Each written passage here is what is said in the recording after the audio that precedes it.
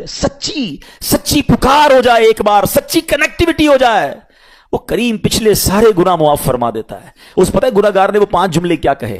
वो कहता है अल्लाह तू जानता है कि मैं नेकों से मोहब्बत करता हूं अगरचे खुद नेक नहीं हूं। हैं, जरा सोचिए, मैं खुद नेक नहीं हूं मगर तू जानता है मुझे नेकों से प्यार बड़ा है। दूसरा सेंटेंस क्या था? या अल्लाह तू जानता है मैं गुनाहगारों से बुग़्ज़ रखता हूं, फासिकों से बुग़्ज़ रखता हूं हालांकि मैं खुद गुनाहगार हूं। समझ रहे बात को? अपने गुनाहों का एतराफ, इकबाल जुर्म है। बंदे को कहो तू गुनाहगार, बोलता मैं किधर गुनाहगार भाई, मुझसे बड़ा तो नेकी कोई। हम तो पहले यही मानने के लिए तैयार नहीं कि मेरे गुनाह कितने हैं। अल्लाह की बात दुनिया से छुपा लो, अल्लाह से छुपता नहीं कुछ। उधर इकबाल करें, उधर माने, एक्सेप्ट करें। हाँ, दुनिया की अदालत में अगर हम कहीं जाके अपना जुर्म एक्सेप्ट कर ले सजा सुनाई जाती है। सुभान अल्लाह, मेरे रब की रहमत के अंदाज ही निराले हैं, उसकी अदालत के दस्तूर निराले हैं। कोई सच्चे दिल से जाके मान लेना या अल्लाह मैं सबसे बड़ा गुनाहगार, उसकी रहमत उसकी बख्शिश फरमा देती है। उसने कहा क्या कहा? या अल्लाह हूं बड़ा गुनाहगार, मैं गुनाहगारों से नफरत रखता हूं मगर मौला खुद भी गुनाहगार हूं। तीसरा जुमला क्या था?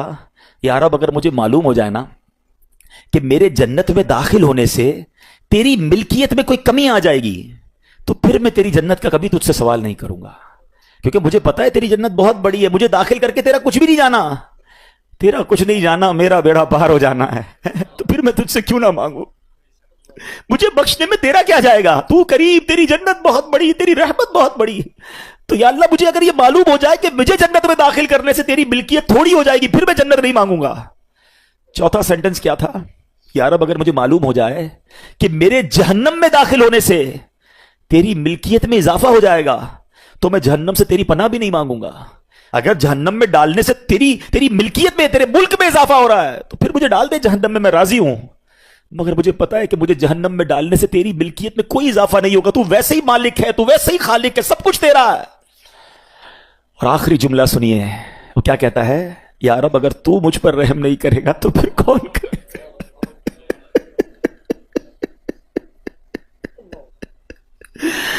अगर अल्लाह रहम नहीं करेगा तो कौन करेगा? आज उसकी रहम की भीख लेने तो आए हैं, आज उसके करम की खैरात लेने तो आए। हम मानते हैं अल्लाह, हम सब एक्सेप्ट करते हैं, हमने बहुत गुनाह किए, हमने बहुत खताएं की, लोगों से डर लगता रहा कि कोई देख ना ले। मालिक मालूम था तू देख रहा है, फिर भी हमने गुनाह किए। दरवाजे बंद करके गुनाह किए, लाइट ऑफ करके गुनाह किए, इलाके तब्दील करके गुनाह किए। हम सब मानते हैं मौला, मगर ये पता है हमें बख्श देगा तो तेरी रहमत में कमी नहीं आएगी, तेरा जाएगा कुछ नहीं।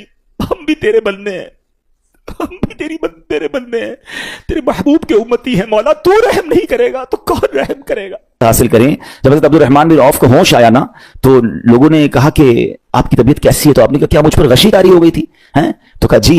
तो कहते हैं बेशक मेरी बेहोशी में मेरे पास 2 फरिश्ते आए और कहने लगे तुम चलते नहीं कि हम तुम्हें खुदा की बारगाह में ले जाएं और तुम्हारे बारे में फैसले लिए जाएं। दूसरे फरिश्ते ने कहा इन्हें लौटा दो, ये उन अफराद में से है जिनके लिए इनकी माओं के पेट में ही सादतमंदी लिख दी गई थी और इन करीब अल्लाह ताला इनके जरिए इनकी औलाद को जब तक चाहेगा नफा देगा।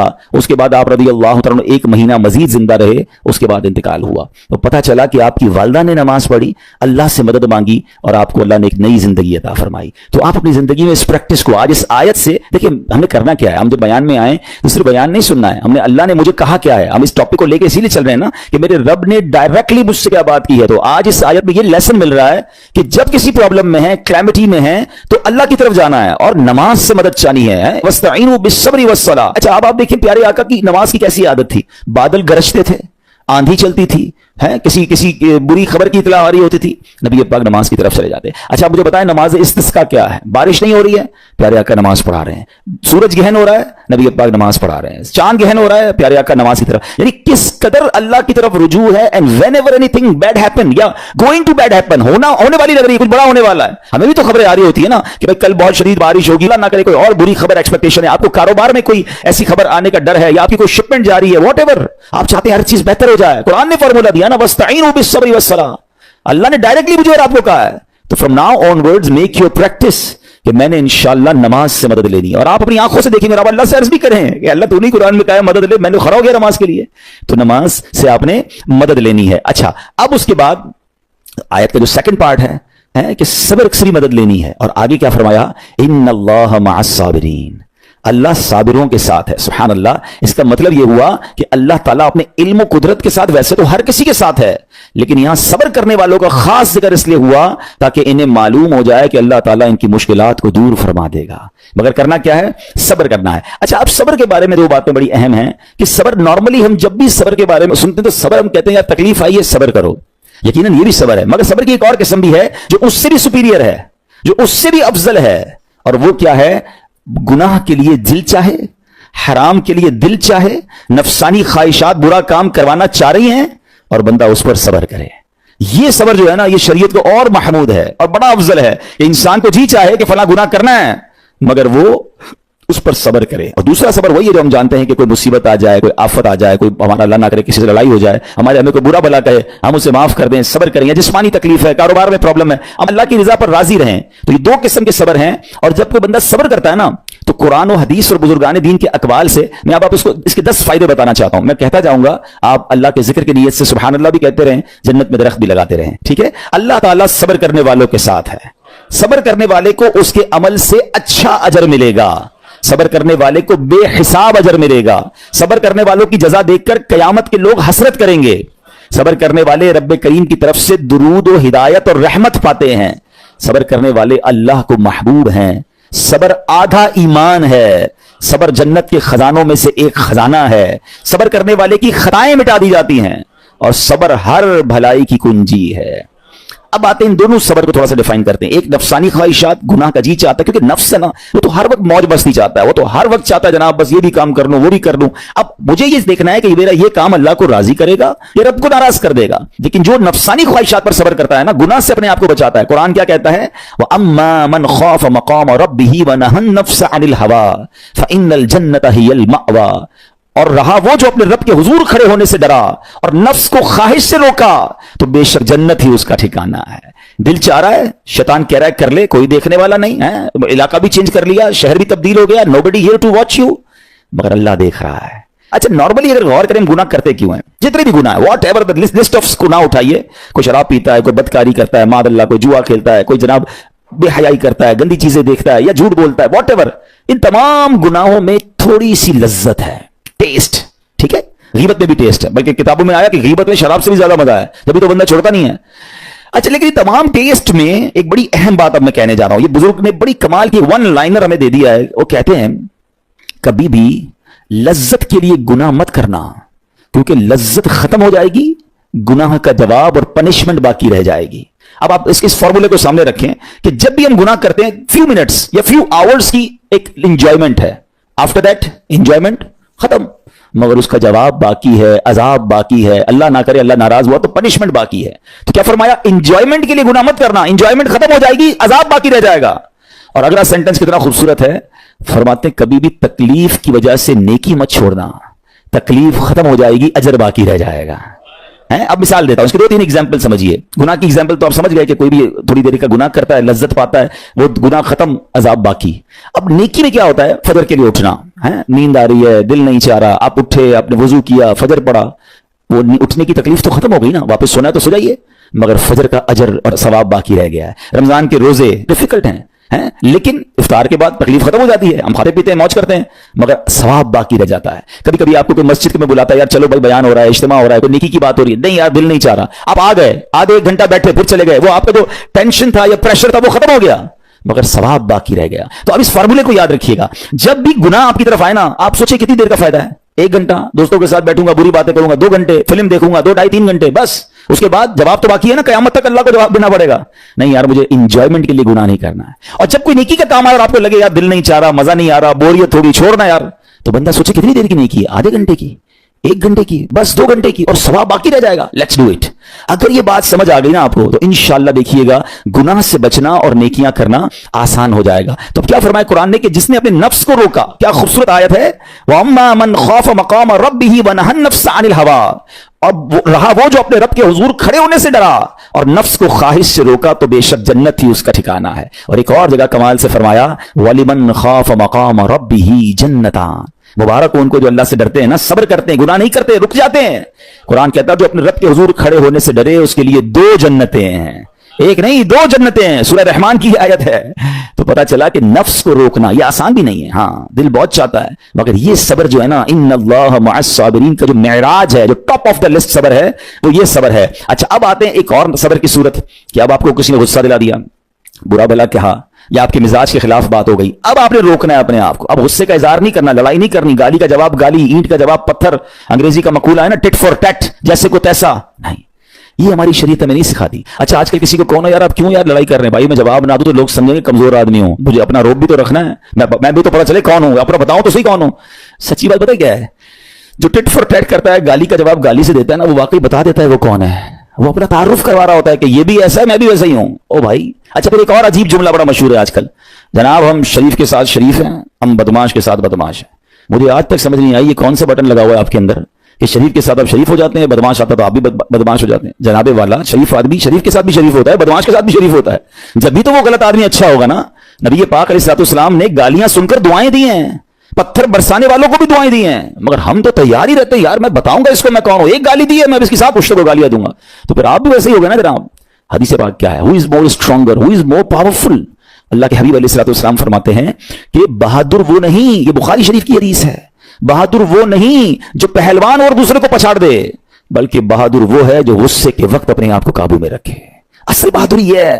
تو اگر آپ نے واقعی صبر سے مدد لینی ہے, ان اللہ مع الصابرین کا مجدہ لینا ہے, تو بدلے نہیں لینا ہے, معاف کرنا ہے. ذرا مل کر میرے ساتھ شب قدر کی دعا دہرائیے گا, اللہم انک عفو کریم تحب العفو فاعف عنی, اللہم انک عفو کریم تحب العفو فاعف عنی, اللہم انک عفو کریم تحب العفو فاعف عنی. واٹ از دا میننگ, اس دعا کا معنی کیا ہے؟ اللہم انک عفو, اے اللہ تو معاف کرنے والا ہے, تحب العفو معافی کو پسند کرتا ہے, فاعف عنی, اللہ مجھے بھی معاف کر دے. ہم کیا کہہ رہے ہیں اللہ سے, اللہ مجھے معاف کر دے, میرے سارے اگلے پچھلے گناہ معاف کر دے. مگر دیر از اے کوسچن, آپ نے معاف کر دیا سب کو؟ بندہ کہتا ہے میں تو انتظار میں بیٹھا ہوں, میں تو موقع کی تلاش میں, بس موقع ملے پھر بتاؤں گا میں کون ہوں. ہاتھ میں آ نہیں رہا بندہ, ٹرائی کر رہا ہوں کسی جگہ آ جائے, بس کوئی اس کے پیسے ویسے آ جائیں, کوئی اس کا معاملہ میرے پاس آ جائے, بس پھر دیکھو کیا کرتا ہوں. بیٹھے اس انتظار میں بیٹھے بہت سارے لوگ, کمال ہے یار. یعنی دشمنیاں پالی ہوئی ہیں, رشتہ داریاں کاٹی ہوئی ہیں, دوستوں کے پاس جا نہیں رہے ہیں, میاں بیوی میں لڑائی ہے, ایک سوری کے لیے بیوی گھر بیٹھی ہے, وہ کہتی شوہر سوری کہہ دے تو میں آ جاؤں گی, شوہر کہتا ہے بیوی معافی مانگ لے تو میں لے آؤں گا. ارے بھائی کوئی بھی آگے بڑھ کے معافی کر لو بھائی, اللہ سے معافیاں مانگ رہے ہو, بندوں کو معاف کرنے کے لیے کوئی تیار نہیں ہے. مجھے خود بتائے نا یہ کیسی دعا ہے کہ اے اللہ تو مجھے معاف کر دے, میں نے کسی کو معاف نہیں کرنا. یہ بنتی ہے دعا؟ اللہ سے پتہ ہے کیا کہیں, اے اللہ میں نے بندہ ہو کر تیرے سارے بندوں کو معاف کر دیا ہے, تو سب سے بڑا معاف کرنے والا ہے نا, اللہ تو بھی مجھے معاف کر دے. Look at the way to talk, یہ مزہ ہے نا بات کرنے کا, پھر دعا کرنے کا لطف بھی آئے گا آپ کو. تو دشمنیاں نہ رکھیں, غصے پر قابو پائیں, معاف کریں. ایک حدیث سن لیجئے, لرزا دیتی ہے, ڈرا دیتی ہے. اللہ کے نبی علیہ الصلوۃ والسلام فرماتے ہیں جو رحم نہیں کرتا اس پر رحم نہیں کیا جاتا. حدیث کا خلاصہ ہے. اور جو معاف نہیں کرتا اسے معاف نہیں کیا جاتا. اب بتائیے ہم معاف کرتے ہیں, ہم رحم کرتے ہیں, ہم کہتے ہیں اللہ ہم پر رحم کرے, ہم کسی پر رحم نہ کریں. نہیں ہوگا رحم, پہلے اپنے اندر تو لائیے یہ باتیں. اب ایک آیت سنیے گا اس کے تحت ایک واقعہ, اور پھر میں بیان کو کنکلوڈ کرتا ہوں. اللہ کریم ارشاد فرماتا ہے الذین ينفقون فی السراء والضراء والکاظمین الغیظ والعافین عن الناس واللہ یحب المحسنین. قرآن میں رب فرماتا ہے وہ جو خوشحالی اور تنگ دستی میں اللہ کی راہ میں خرچ کرتے ہیں. یہ بڑی خوبصورت بات ہے, یہ غریب اسلامی بھائیوں کے لیے بھی مدنی پھول ہے. امیر تو خرچ کرتا ہے نارملی, غریب خرچ نہیں کرتا اللہ کی راہ میں. ہمارے قبلہ مفتی قاسم صاحب نے تفسیر قرآن صراط الجنان میں ایک بڑی پیاری بات لکھی. آپ کہتے ہیں پوری دنیا کے امیروں کا سروے کر لینا, ان کی جو پیسے بڑھنے کی ایک وجہ یہ بھی ہوتی ہے کہ وہ کہیں نہ کہیں چیریٹی کر رہے ہوتے ہیں, مدد کر رہے ہوتے ہیں. وہ مدد اور وہ نیکی ان کے پیسے بڑھا رہی ہوتی ہے. اور پوری دنیا کے غریبوں کا سروے کریں تو ان میں سے بڑی تعداد وہ جو خرچ نہیں کرتی ہے اللہ کی راہ میں. کہتے ہیں ہم کیا خرچ کریں, ہم تو غریب ہیں, ہم پر لوگ خرچ کریں. میں آپ کو فارمولا دے رہا ہوں اور یہ قرآن سے دے رہا ہوں. جو تنگی میں بھی اللہ کی راہ میں خرچ کرتے ہیں, جو خوشحالی میں بھی خرچ کرتے ہیں. آپ تنگی میں آپ روپیہ خرچ کریں, یہ نہیں کہتے آپ 10,000 روپے خرچ کریں, جتنی آپ کی حیثیت. یہ کاروبار ہے, آپ 1 روپیہ دیں گے اور آئے گا, آپ 10 روپے دیں گے اور آپ کسی نہ کسی نیکی کے کام میں خرچ کرتے رہیں, آپ غربت سے باہر آ جائیں گے. If you want to take out yourself from that problem, آپ آئے اللہ کی راہ میں خرچ کرنا شروع کریں. قرآن کہہ رہا ہے کہ جو تنگی اور خوشحالی میں اللہ کی راہ میں خرچ کرتا ہے. اور اگلا پارٹ کتنا خوبصورت ہے, فرمایا والکاظمین الغیظ والعافین عن الناس, فرمایا اور غصہ پینے والے اور لوگوں سے درگزر کرنے والے. انعام کیا ہے؟ واللہ یحب المحسنین، اور اللہ نیک لوگوں سے محبت فرماتا ہے۔ اور پھر ہاں زندگی میں کلیمٹیز، پرابلم، بیماریاں، مشکلیں، قرآن خود کہتا ہے کہ من قریب تمہیں آزمائیں گے، کبھی بیماری آئے گی، کبھی بھوک آئے گی، کبھی مال کم ہو جائیں گے، کبھی ڈسٹربنس آئے گی، خوف آ جائے گا، تو بی ریڈی فار دیٹ، صبر کرنا ہے، کیونکہ اللہ نے فرمایا وبشر الصابرین، صبر کرنے والوں کے لیے خوشخبری ہے۔ تو اللہ کرے کہ یہ بات ہمیں سمجھ آ جائے اور ہم اس آیت پر عمل کرنے والے بن جائیں تو زندگی بڑی آسان ہو جائے گی۔ یہاں ایک میں عقیدے کی بات بھی کلیریفائی کر دوں، کچھ لوگوں کو بعض اوقات کنفیوژن ہوتی ہے، یہ لوگ کنفیوژن کریٹ کرتے ہیں۔ مجھے ایک بات بتائیے گا کہ اللہ کیا کہہ رہا ہے؟ وَاسْتَعِينُوا بِالصَّبْرِ وَالصَّلَاةِ، اے ایمان والو صبر سے اور نماز سے مدد چاہو۔ کیا صبر اور نماز خدا ہیں؟ بتائیے، نہیں ہے نا، اللہ تو نہیں ہے، ہم صبر اور نماز کی عبادت تو نہیں کرتے۔ تو جب قرآن کہہ رہا ہے کہ صبر اور نماز سے مدد مانگو، تو غیر اللہ سے مدد مانگنے کا درس تو ہمیں قرآن دے رہا ہے۔ تو اس کا مطلب یہ ہوا کہ اللہ کے سوا کسی چیز سے یا کسی شخصیت سے مدد لینے کا مقصد یہ نہیں ہوتا کہ ہم اس کی عبادت کر رہے ہیں۔ اگر آج کے دور میں کوئی اللہ کے نبی سے کہتا ہے کہ یا رسول اللہ انظر حالنا، یا بھر دو جولی میری یا رسول اللہ، تو یہاں کوئی شرک کی بات نہیں ہے، کیونکہ یہاں یہ نیت نہیں ہے کہ ہم ان کو خدا مان رہے ہیں، یا یہ بھی نیت نہیں ہے۔ ایک عقیدہ کلیئر کر دیتا ہوں، پوری دنیا میں عاشقان رسول کا یہی عقیدہ ہے کہ کوئی نبی، کوئی صحابی، کوئی ولی اپنی طرف سے کسی کو کچھ نہیں دے سکتا، وہ سب رب کے محتاج ہیں، اللہ کسی کا محتاج نہیں ہے۔ جو اللہ کا ہے وہ اس کا اپنا ہے۔ ہاں اللہ نے اپنے مخصوص بندوں کو کچھ عطائیں کی ہوئی ہیں، کچھ پاورز دیے ہوئے ہیں، وہ اللہ کی عطا سے اگر کسی کو تقسیم کرتے ہیں تو اس میں کوئی پرابلم نہیں ہے۔ قرآن کہہ رہا ہے اے ایمان والو صبر اور نماز سے مدد چاہو۔ یہاں ایک اور بات سمجھنی ہے، دنیاوی طور پہ بھی کیا ہوتا ہے کہ آپ کسی باس ہوتا ہے اپنے کسی مینیجر کو پاور آف اٹارنی دے دیتا ہے کہ تمہارے پاس اس پراپرٹی کا پاور ہے، تمہارے پاس فلاں چیز کا پاور ہے، وہ اس پاور کے بہاف پر وہ کام کر دیتا ہے، مگر کوئی یہ نہیں کہتا کہ he is the owner, actually he have attorney, he have power of attorney. بالکل ہمارا بھی عقیدہ یہ ہے کہ اللہ نے اپنے کچھ مخصوص بندوں کو، اپنے پیاروں کو کچھ اختیارات عطا فرمائے ہیں، اور جب وہ ان اختیارات پر عمل کرتے ہیں تو ایکچولی وہ اللہ ہی کی عطا ہے۔ ہاں دنیا میں اگر کوئی یہ سمجھتا ہے کہ کوئی شخصیت یا کوئی بزرگ یا کوئی اللہ والے اپنی طرف سے دیتے ہیں، رب کا اس میں کوئی دخل نہیں، تو یہ